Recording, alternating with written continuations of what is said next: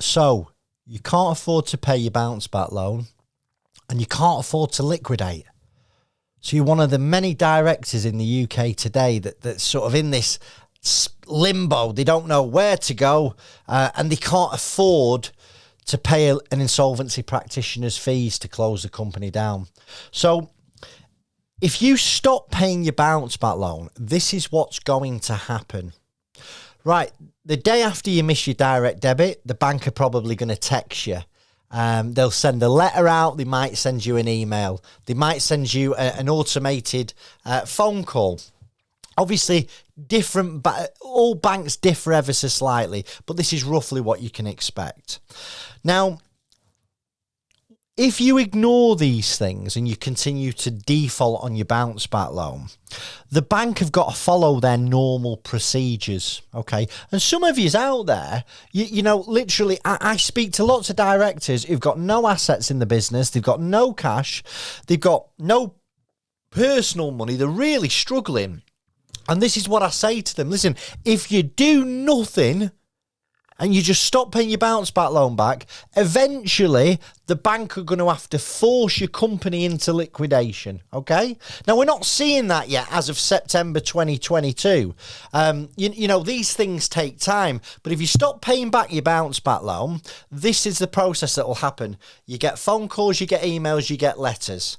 Now, eventually the bank will hand your debt over to one of their collection companies that they've appointed, and then you'll start to get phoned and called by the collection companies. Now eventually, I've not seen this yet, but we suspect it's in the post, you're going to get bailiffs at your business address, okay? Now if your business is registered to home, that's where they're going to come. But remember, the bounce back loan is a business debt. You've not personally guaranteed it, and you are not your company. So the bailiff's going to come and you're going, well, I've got no assets in the business, I've got no cash to pay it, and you're going to send them on the way. Now, eventually, the bank will have to apply to the courts to wind your business up. Okay, so when they when they apply for a winding up petition, you'll get a letter stating that the bank are looking to wind you up on such and such a date in the court.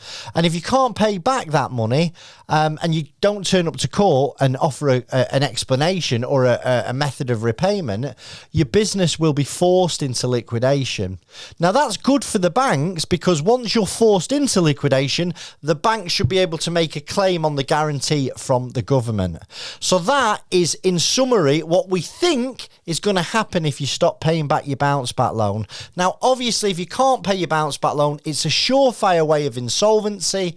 And what we suggest is that you take advice early. Speak to an insolvency professional today. Remember, all our calls are free, confidential, and independent. We'll try and give you some really good, solid, free advice on your situation. And we'll tell you what things you need to look out for as well, so you're not bitten in the backside down the road. I hope you found this video helpful. Chris Worden, goodbye.